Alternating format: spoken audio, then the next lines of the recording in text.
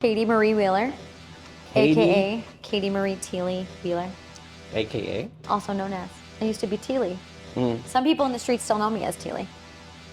I don't like those people or those streets. Fair.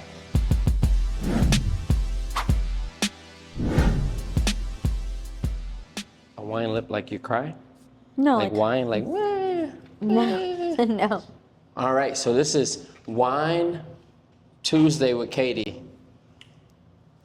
What's your name? Katie Marie Wheeler, Katie? aka Katie Marie Teely Wheeler, AKA? also known as. I used to be Teely. Some people in the streets still know me as Teely. I don't like those people or those streets. Fair. So tell me, Katie. I guess if we're going to talk a little bit about your year, right? We'll talk a little bit about how you're feeling about business, and then I'll ask you a deep personal question. So far this year, what would you say is the least exciting thing that's happened to you so far this year? Like the thing that you're like, not happy, maybe it happened to you in 2025. Ooh. We're talking about personal or business? Let's go more business Okay. for now. Okay. But we can dip into personal as well Okay. if you like. Probably business-wise. It's always not good when listings take a little bit longer to sell. Yeah. Usually I can gauge that and absolutely have a strong foreshadowing to my sellers. There's never a listing where I'm like, this is gonna sell overnight, and then it doesn't. I always am like, this is gonna be a little bit of a hand holder. Yeah, it's gonna be a project, right? Yeah. Absolutely. So that always takes a little bit longer. Geez, this year has gone by so fast that I'm trying to think of anything business-wise. Yeah. I mean, definitely not selling anything in California. Okay. Yeah. Yeah, that did happen. That is a bummer. So we were in California for 30 days, and Yeah. you didn't accomplish that goal of 30 selling. days and 29 nights. It definitely was. Did not sell shit in California. Yeah, so that was a bummer. I also didn't really count on selling anything out there. I just thought it would be more productive. Yeah. Makes sense.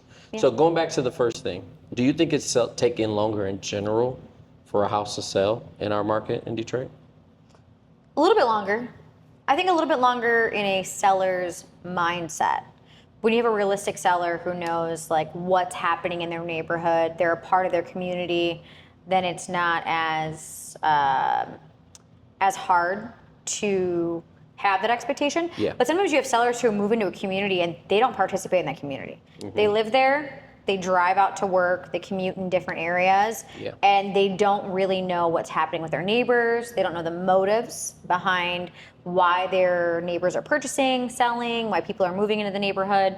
It is taking a little bit longer. I think some people thought because of COVID and waited to sell until after kind of that COVID peak, I'm still gonna sell my house in a week or 2 weeks. They don't understand some of the fallout. They don't understand some of the things that happen in the Metro Detroit market. Correct. We're not talking Oakland County, Birmingham, over 500. We're talking under that price point. So simple answer, yes. It's taking a little longer, but not long. Yeah. I don't want people thinking this is some kind of like a buyer's market now. It's not fully. You I hate those. You don't think we're in a buyer's market yet? No. No? I think people are thinking we're in a buyer's market because buyers are getting concessions. But also, you have to remember that concessions are also marked as in a buyer's agent's commission too. To where... You said concessions is marked as a buyer's agent. So for example, commission? some agents are negotiating when they're not getting a buyer's agent Oh, if commission. they're not getting a full maybe 3%. Yeah, so for example, when we have to market sold in the MLS, we have an option where we have to state, are there concessions provided at closing? Yeah. Well, yes. But what does that go to? And what were they Does it for? actually go to the buyer's cost, or does it go to Correct. pay their buyer's agent? So now this whole bullshit with NAR has affected that to where it appears as a buyer's market. This is not a buyer's market. I would say this is more of a swimming market. So what would you consider a buyer's market? What do you use as your litmus test to say that something is a buyer's market and it's not a buyer's market? it's funny because I technically have never really been in a buyer's market. I got into real estate in 2017. Mm-hmm. Not that that was a true buyers or sellers, but it Yeah, was sometimes peaking we're up. in a balanced market, yeah. I think it's balanced. You think it's more of a balanced market? I think a buyer's market, in my opinion, would, of course, rates dictate that for sure. But I think that if we have more listings than buyers, of course, that's going to dictate things. It's simple Correct. supply and demand. Yep. Also, when you are seeing houses that there are, 1 and 2 offers that are at asking or lower. Yeah. But it's not a buyer's market. Yeah. People can disagree with me. I'd love to challenge them on this. It's not. Unfortunately. I think the houses that are really good still sell really fast. Yes. I think houses that it's are a quality overpriced property. aren't I would say for a while you could maybe price a house at the top of what you think it would appraise for and still end up with 10 offers on that house. 100%. I don't think that's happening anymore. It is becoming more of a balanced market, maybe not fully a buyer's market. We're dealing with, I think, top 3 things in this market. Mm-hmm. We're dealing with buyers who have been searching for a while, who are finally able to get a property that they're not having to go completely buck wild for. Yeah. We're dealing with agents who do not know how to price properties. So they're still going in thinking that they're going to get these crazy offers just because of the block it's on, the location, and then they're not getting what they're expecting, and it's maybe taking a little bit longer, which is causing agent hop to where a seller's like, wait, you told me I could sell my house in 2 weeks. What's happening? And then we're also dealing with a third option where most sellers are just unrealistic right now. They're thinking because their neighbor sold a year or 2 years ago from now, they're going to get that same price. Yeah, they seen not that understanding line outside the door. Yeah, where interest rates a are. year ago. Yeah. Yeah, for sure. And your house smells like dog, and theirs did not. Yeah, correct.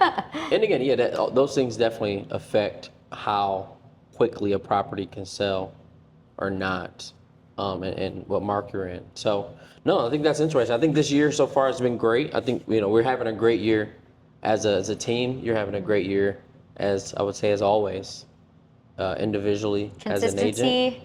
Consistent, Katie. What would how I try to remain. Business-wise, what would you say your biggest win has been this year, from a win perspective? I think pouring into the team. Mm-hmm. It's allowed me to let go of a little control, realize that it's okay. I don't have to do it all. It's allowed me to be a little bit less stressed personally, and then also just watch the team grow. All of our agents should be hitting over 6 figures by this time next year. Oh yeah, absolutely. Easy peasy. Yeah. So. What is that? Why did you wink on easy peasy? Easy peasy down the street, on Woodward. All of our agents, okay. But Shout out to, listen, wait a moment. Shout out to Easy Peasy. Clearly, I don't know how much you're paying her, but she just name dropped you for, I don't know. Okay. Yes. Cool. But no, I think now we have the team that is it's rocking and rolling. Wait, say it again. Rocking and rolling perfectly. Every agent on our team gets it and has it and is killing it. And it's good to see. Absolutely, I agree. We have a great team at the moment. So let's jump into something personal. What would you say on a personal level, something that you want to improve in throughout the rest of the year? We don't have to talk backwards. Let's talk about for the future. One thing that you want to personally improve on throughout the rest of the year. Personally, not business. I think I've had a pretty good, if we're trying not to look fully past, good run with listings, and I want to focus on that. I also... Personal, not business. Oh, shoot. You're going to be a great listing agent for the rest of the year. Fantastic. I think you can do it. Give me something personal. Personal. Probably lose 10 pounds. Lose 10 pounds. That's 10 personal. Pounds, yeah. How do you you have a game plan for that yet, or is it just on? Yeah, you pin it on the board. I got to keep working out. I actually eat better. I actually just signed up for gym membership myself. And I just signed up for Ozempic for 1 shot. Okay, there you go. I just signed up for a gym membership today. Where at? At Jabs Gym. Jabs Gym. Yeah. Where's that located? Jabs Gym is located at 2501 Russell Street. You making it sound like a commercial. You making it sound like a commercial. Yeah, but yeah, just sign up for Jabs. Nice. Mr. Ryan Walker's gonna get me together. We got no excuse. It's times right above us. We have right no there. excuse. It is right Yeah, there. I think for me, it's not the working out. I can compete, commit to working out. I just Yeah. have to eat better. Eat better. Okay. So to lose 10 pounds. That's awesome. I think that's very doable. 6 months, you can lose 10 pounds. Oh, in think 6 months? I need to lose 10 pounds in like 2 months. In 2 months. Okay, Yeah. that's possible. So 5 pounds a month is very, very doable. Yeah. And maybe just read a couple more books. I always try to commit to that. Read a couple more books. Okay, cool. So Like fully through. Like I start to give up when it gets boring. yeah. I hear you. Okay, so read some books, do some working out. This feels like January 1st all over again. Yeah, kind of it's honestly lame goals, but it's very real. Everyone has them. They're the exact same every year. And Yeah. you get to 30 and they just become constant. Yeah. Same. Is there any new spots you want to check out here in Detroit? Bars, restaurants, clothing stores? What's new? Yeah. What's new and happening in the city? Well, What's the newest place you went to? Was it Lord Forgive Me? Father Forgive Me? yeah, that's cool. Some people might not know that it's like newer, but technically in the like vintage industry, brick and mortar can be kind of new because there's more pop-ups. So of course there's always Velvet Tower Correct. on Kercheval. There's always Rhea. She's got a place over in Dream Detroit. What's Dream Detroit? Dream Detroit is off of Lincoln. It's like right by the Lincoln Street Art Park. Yeah. Okay, cool. Dream Detroit. So those aren't new because they have a great following already, but those are like my go-tos in person. And then Give me one restaurant. I don't think you've named a restaurant yet. restaurant. Oh, it's actually right on Broadway where our office used to be. What the hell is the name? Fixins? No, it's down the street. Do you want to pull it up? Pull it up. It's A new restaurant on Broadway yeah, it just opened. that just opened. What type of food do they serve? I have no clue. I just know it's behind the office that we moved from. Oh, yeah, it's like an Asian fusion, right? Restaurant. It's right next and to then anything Vinyl in the Society. Hudson building. Anything that's going to come up in the Hudson building, I'm interested in checking it. Baru? Yep. Baru, Detroit? Yeah, cool. Maybe. I think the Hudson site is going to be great. So check out Baru, Detroit, or maybe we'll try to check it out. Go take a peek. I'm excited to see your review, your weekly review. So The pizza review. your that's not Katie's new. gonna do a weekly. That's new. That's new for you. So right? it's a weekly. Sapino's Eastern Market Does and New Center, There's a weekly pizza Special. slice. and it's usually like some weird green stuff on their pizzas that I don't love. But I'm just gonna commit to doing it until they name a slice after me. Okay. So hopefully 6 to 8 months they'll have And one. instead of green stuff, it'd be red stuff. Just No, for you. my pizza. Do you know what my pizza would be? Yeah. If you had a pizza at Sapino's, Mm-hmm. what type of slice would it be? Red sauce. Maybe a mix of red and white sauce. Okay. But red sauce. What is white sauce on a pizza? Is that just like Alfredo sauce? I don't know. We're gonna have to ask them. But Yeah, I don't know. red sauce, full garlic cloves, fresh jalapeno, tomato, and feta. That'd be okay. the slice. That's a pretty boring pizza. That's really good.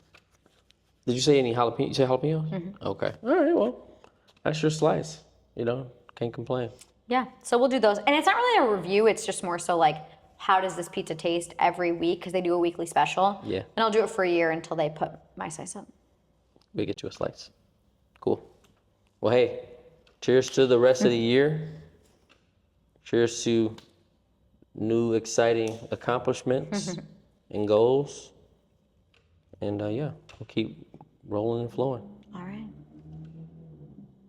Peace. All right, that's cutting that out.